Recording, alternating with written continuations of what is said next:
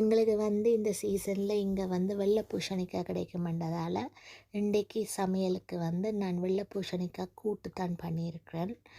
அந்த பூசணிக்காய் கூட்டு வந்து சுடு சாதத்தில் சேர்த்து சாப்பிடக்கல நல்லா இருக்கும். நான் அதை எப்படி பண்ணுவேன்னு சொல்லி சொன்னால், அடுப்பில் வந்து கடாயை வச்சுட்டு அதில் எண்ணெயை விட்டுட்டு எண்ணெய் காஞ்சதுக்கப்புறம் அதில் வந்து நீங்கள் கடுகு, ஜீரகம், கடலைப்பருப்பு, கருவேப்பிலை, வெங்காயம், அப்புறம் வந்து ஒரு பச்சை மிளகாய் அல்லது ஒரு வரமிளகாய் இது எல்லாத்தையும் சேர்த்து அதை வந்து வதக்கினதுக்கப்புறம் என்ன பண்ணணும்னா அதில் வந்து வெட்டி வச்ச இந்த வெள்ளை பூசணிக்காய் துண்டுகளை சேர்த்து ஒரு மிக்ஸ் பண்ணிவிட்டு அதில் வந்து அந்த வெள்ளை பூசணிக்காய் துண்டுகளுக்கு ஏற்ற மாதிரி உப்பு, மஞ்சள் தூள் இது ரெண்டையும் போட்டுட்டு இந்த வெள்ளை பூசணிக்காய் அவியறதுக்கு ஏற்ற மாதிரி ஒரு கொஞ்சம் தண்ணியை விட்டு அதை அவிய விட வேணும்.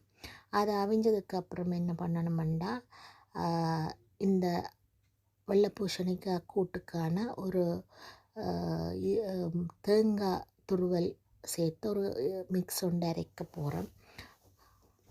அந்த மிக்ஸ் வந்து எப்படி பண்ணுறேன்னு சொல்லி சொன்னால், ஒரு கைப்பிடி அளவு தேங்காய் துருவல் எடுத்து அந்த துருவலுக்கு ஏற்ற மாதிரி ஒரு டீஸ்பூன்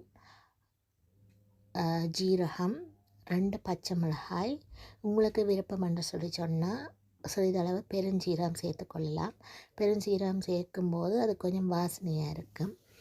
இது எல்லாத்தையும் சேர்த்து நல்லா மையாக அதை வந்து மிக்சியில் போட்டு அரைச்சிட்டு அந்த கலவையை வந்து இதில் சேர்த்துக்கொள்ளுங்க. அந்த மிக்சி ஜாரையும் வந்து தேவைக்கு ஏற்ற மாதிரி தண்ணியை விட்டு அதையும் கலந்து அந்த தண்ணியையும் இதில் வந்து சேர்த்து கொண்டீங்களா நல்ல ஒரு கிரேவியான ஒரு கூட்டு எங்களுக்கு வந்து கிடைக்கும்.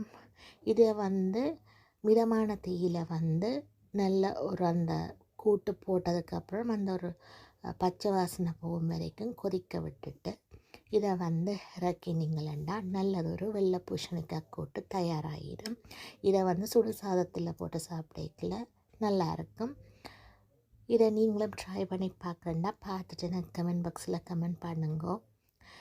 இந்த ரெசிபி பிடிச்சிருந்துச்சுன்னு சொல்லி சொன்னால் ஷேர் பண்ணி லைக் பண்ணி முடிஞ்சால் என்னோடய சேனலை சப்ஸ்கிரைப் பண்ணுங்க. உங்களோட ஃப்ரெண்ட்ஸுக்கும் ஷேர் பண்ணுங்க. நான் வந்து உங்கள் எல்லாரையும் இன்னொரு வீடியோவில் சந்திக்கிறேன். அது வரைக்கும் நன்றி. பாய்.